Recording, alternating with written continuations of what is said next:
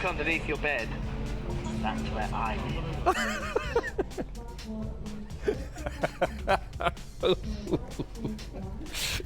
Freakiness.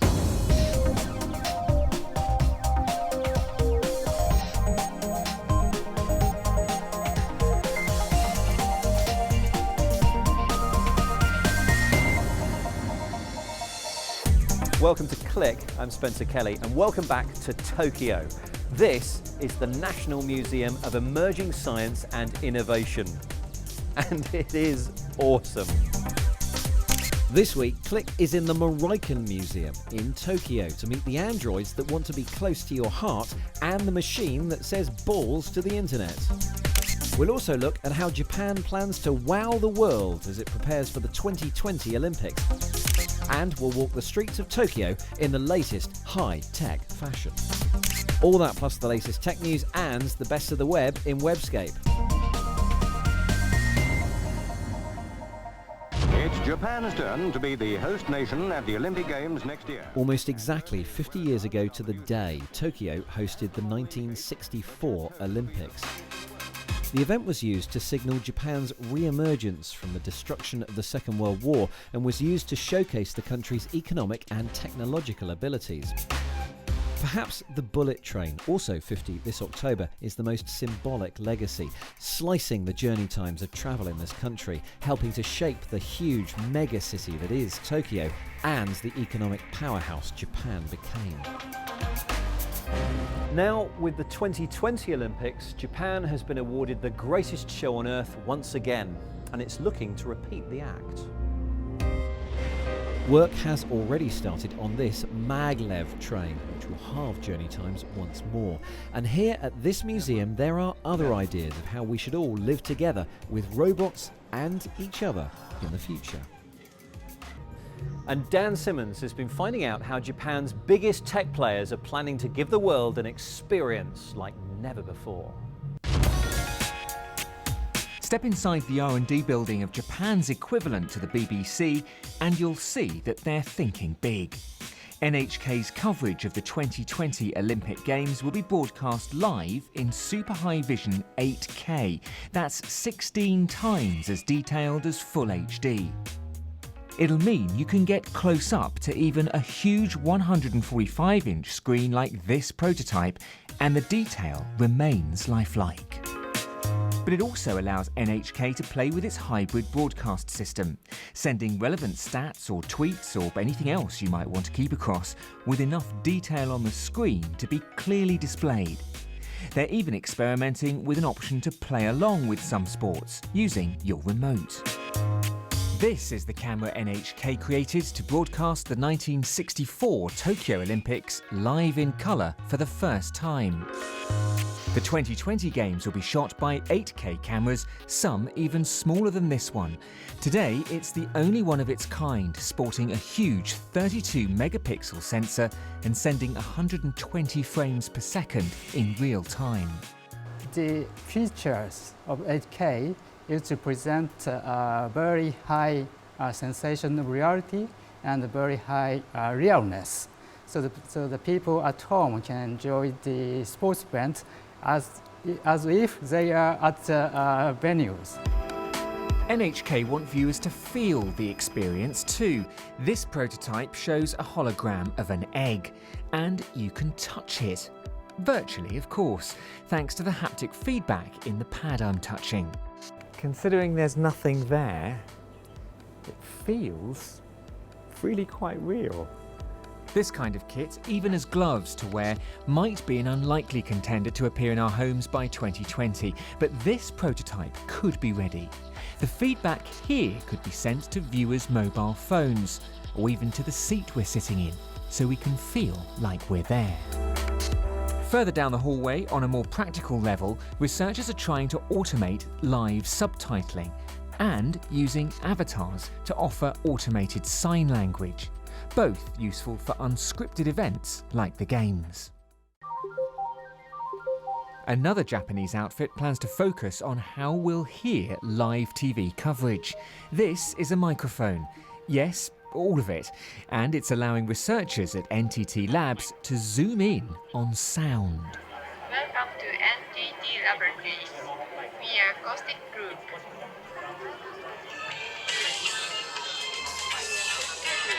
The dishes help the 96 microphones in this array listen in on specific areas, giving the TV director the chance to match the perfect sound with the shot he's chosen. Now, anything can happen in a live sports event, so it's possible the microphone operator may, like the camera operator, miss a key moment. But if two or more of these microphones are fitted to a stadium, it's possible to pinpoint any point on the pitch in post-production in time for the highlights show. That is, of course, if you want to hear the sort of language that football players use on the pitch. It's been 50 years since the last Olympics here, and the centrepiece of that Games is to be replaced with a state-of-the-art arena. Inside the 2020 Olympic venues, a new 5G mobile network will offer super-fast data speeds, so spectators can upload videos or do whatever else we'll be doing in 2020, overcoming the bottlenecks of today's 3 and 4G technology. As well as reinventing its infrastructure, Japan's technology industry is hoping to offer visitors to the Games something new too. Sponsor Panasonic is promising robot porters, wearable translation devices and cards that do electronic ticketing and banking.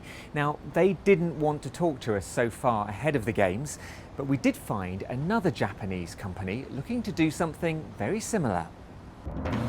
Sony wants you to carry one of these to make payments and for ticketing. Starting next year, they'll also offer secure online banking, connecting to your phone via Bluetooth. And a heads up to see-through displays for your eyewear, so you don't have to glance away from the person you're talking to. This one already offers facial recognition, and they'll probably come with eye tracking too. By 2020, it's hoped this headset could deliver instant translation for the thousands of foreign visitors expected to arrive for the greatest show on Earth, and a tech fest to match. Dan Simmons, and we'll have more from Tokyo in a couple of ticks after a look at this week's tech news. I'm not real. An Australian man has been the first person convicted as a result of an international undercover sting in which charity workers posed as a computer-generated 10-year-old girl online. Details of 1,000 men who tried to pay the virtual child, Sweetie, to perform sexual acts were given to the police last year. 37-year-old Scott Robert Hansen, who's a registered sex offender, pleaded guilty to 3 charges in Brisbane District Court. Google says it will crack down on online piracy by listing legitimate media services at the top of its results. The search engine will return established services like Amazon and Netflix in a box at the top as well as on the right-hand side of the page. The priority placement comes at a cost though. They'll be in the form of adverts, so companies will need to pay if they want to come out on top. How convenient. Internet trolls could face up to 2 years in jail for sending abusive messages under new laws proposed by the British government. Critics of the current law point out that cases of online abuse are dealt with under the Malicious Communications Act, an act which was drafted over 10 years ago and fails to take into account modern forms of communication like Twitter and Facebook. A self-driving car has reached 149 miles per hour, setting the speed record for an autonomous vehicle. The car even beat the time set by a human driver by 5 seconds. The race car used a combination of cameras, laser scanners, GPS location data, and radar sensors to navigate its way around the track. Very Vorsprung dort technique.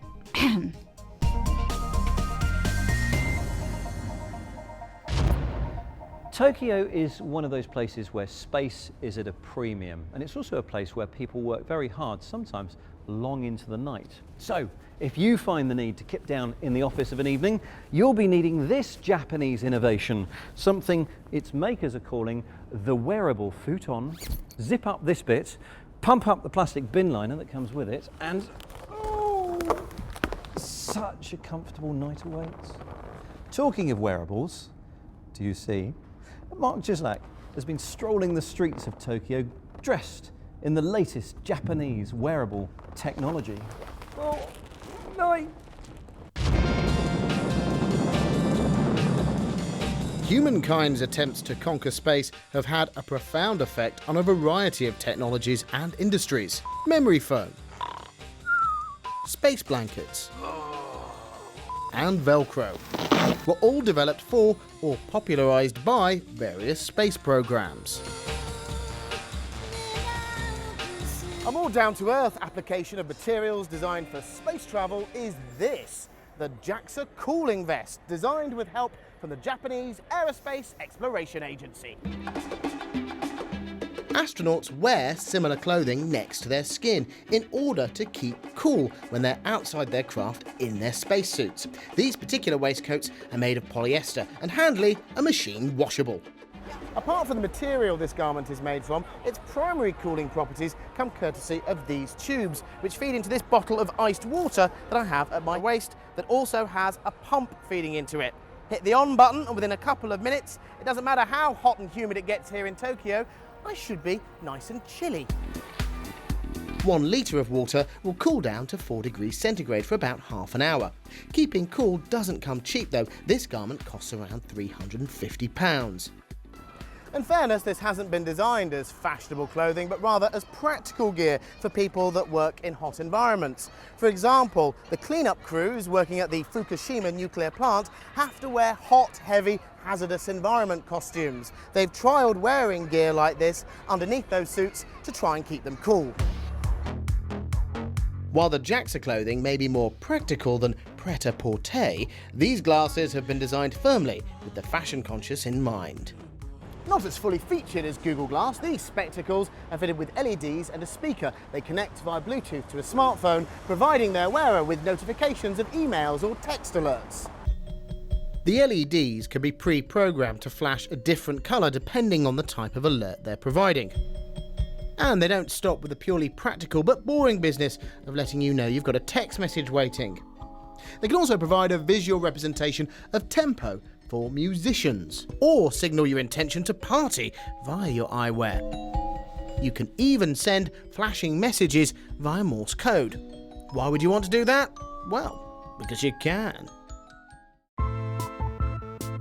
At the moment, the most successful smart clothing is designed for fitness fanatics. I haven't managed to find any smart trousers yet, but I have found this smart vest, which is designed for running. The top contains nanofibers which form electrodes. These can provide fitness data and, as they're not metal, they helpfully make the top machine washable. This little box here transmits the data that they capture to a smartphone so I can see how well my workout is doing. A wonderful secondary feature of this top is quite how tight it is, which is reminding me that I need to get to the gym. Mark Chislak, a dedicated follower of fashion. Meanwhile, back here at the Miraikan Museum, I'm having a slightly unsettling experience. It's rather unsettling for me too. This is Otoneroid, a robot designed to explore what it's like to talk with a machine. It's actually driven by an operator, in this case our Mark. It tracks his head movements and lip syncs to his voice, and although its movements are quite jerky, the skin is surprisingly realistic up close. And it breathes. Designer Hiroshi Ishiguro has worked for years on exploring what bits of behaviour and appearance are actually necessary to make us comfortable with robots. And looks, it turns out, may not be everything. Telenoid here mimics an affectionate child, and even though it's clearly a machine and again driven by a human, it does behave in a very lifelike way. Can I come home? Can you imagine my eyes looking at the bottom of the bed? In a dark room.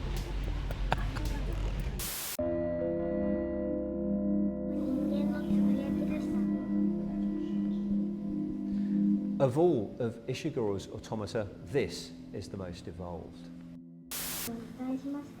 It's designed to read you the news throughout the day in a variety of voices, and very soon it will be able to do it in a variety of languages too. But this is also part art project. Now I don't know whether you can tell, but this is supposed to be a child.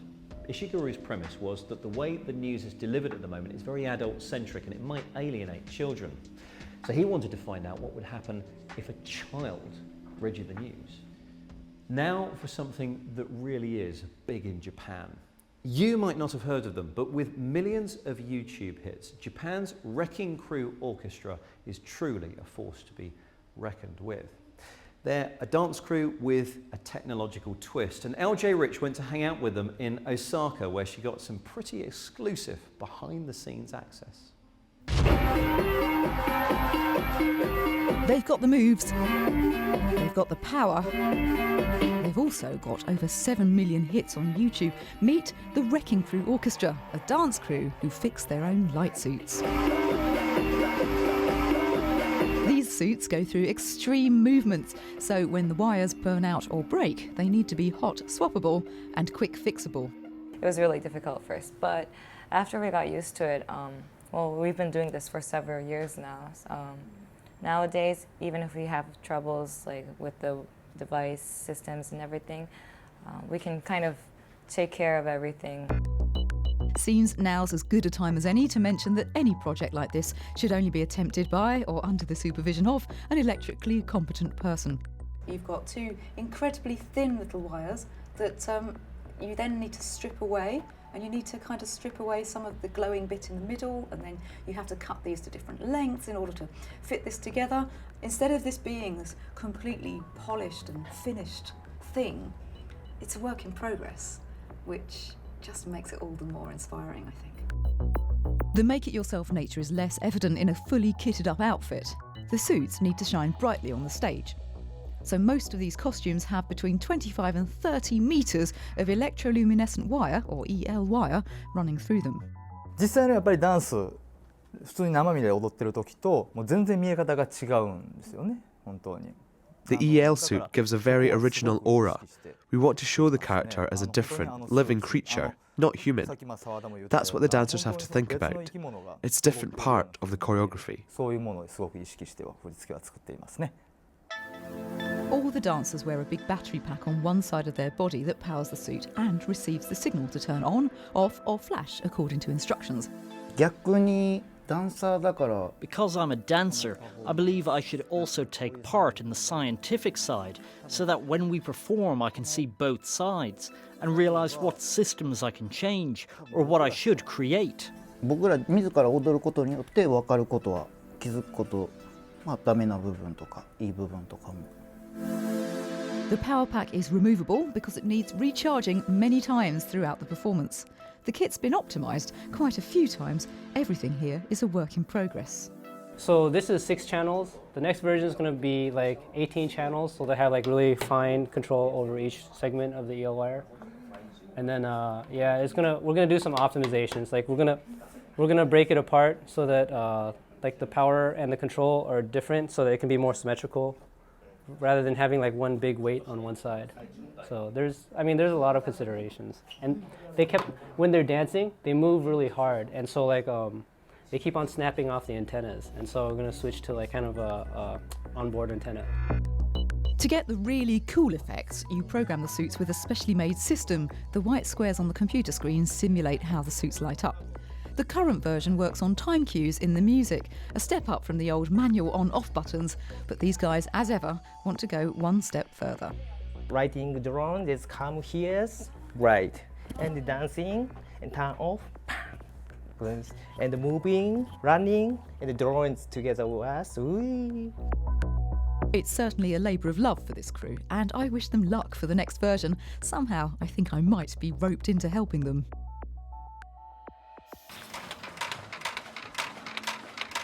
LJ Rich in Geek Heaven. Talking of which, this is a mechanical representation of the internet. This machine is designed to show how data is sent from one point to another online. What you do is put a sequence of black and white balls, ones and zeros, in one of the entry points around here. Half of that pattern is the message you want to send, and half of it is the address you want to send it to. Then you push the button, and depending on that combination of black and white balls, this contraption sends those balls on a unique journey. Let's be honest, you want one, and so do I. And you know what? Multiply this by several million, and you've got Webscape. Here comes Kate. And now you know how the inside of my brain works, Spencer. Over 6 billion hours of video are watched each month on YouTube. That's almost an hour for every person on the planet. But not all of it is suitable for children. That's why an enterprising dad, Ben, and his 8-year-old son, Noah, have put together a safe place for young people to enjoy YouTube content that's been screened and approved by parents. SprogTube. To make the mirrors, use a thin piece of card, the same length as the long kitchen roll tube. There is so much incredible content on YouTube for children, but there is also a lot of very scary and inappropriate content. A SprogTube lets your little ones enjoy the wonder of the world's biggest video repository, whilst minimising the pitfalls. Another childhood favourite for many is Lego. Photo Bricks lets you upload an image to make a digital Lego portrait. You can upload a picture from your computer, connect a social account, or even paste in a URL. The end product is square, and annoyingly, there is no resize option once your image is uploaded, so make sure you sort that out first. Once complete, you can save the image on your computer to print out. There's even a recipe for the physical Lego bricks that you'll need to buy and make the real portrait. Now tell me that version of a selfie isn't every Lego fan's dream. But darling, your broken heart was never on my mind. As a child, I always loved writing stories, and these days there is a vibrant fan fiction market that is being celebrated online at story sharing website Wattpad. Boy bands like One Direction feature heavily in the amateur fiction shared through this community, but there is a far more serious side to the website too. Now only used for letter words, writing prose. Anything goes. Websites like this have been responsible for uncovering some real talent. Welsh student Beth Recalls was 17 when she posted her first novel, The Kissing Booth, on this site last year. The post got 19 million views, and she's now snagged herself a 3-book publishing deal in the USA. You don't have to publish anything, you can just sign up to read stories in whatever genre takes your fancy, leaving comments and encouragement and following your favourite authors. There are also free mobile apps if you want to read or post fiction on the move. Anything goes.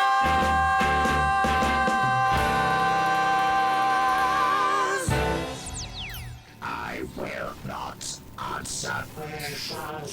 Continuing in the BBC's initiative to get more kids into coding, this week we saw the launch of a new Doctor Who browser game, voiced by Peter Capaldi. Doctor, you saved me. I flattened 2 Cybermen. As for the rescuing of Daleks, the jury's out. The goal is to bring the new coding curriculum to life with fun challenges and interactive gameplay. There are teaching resources and advice for parents on the website too. You fell off the edge. Try not to do that. Kate Russell, and we'd love your suggestions for Webscape at BBC Click or on the email click@bbc.co.uk. But that's it from Tokyo. Hope you've enjoyed our jaunt around this pretty futuristic place. And you can get more from us throughout the week at our website, bbc.co.uk/click, and on our YouTube channel, youtube.com/bbcclick.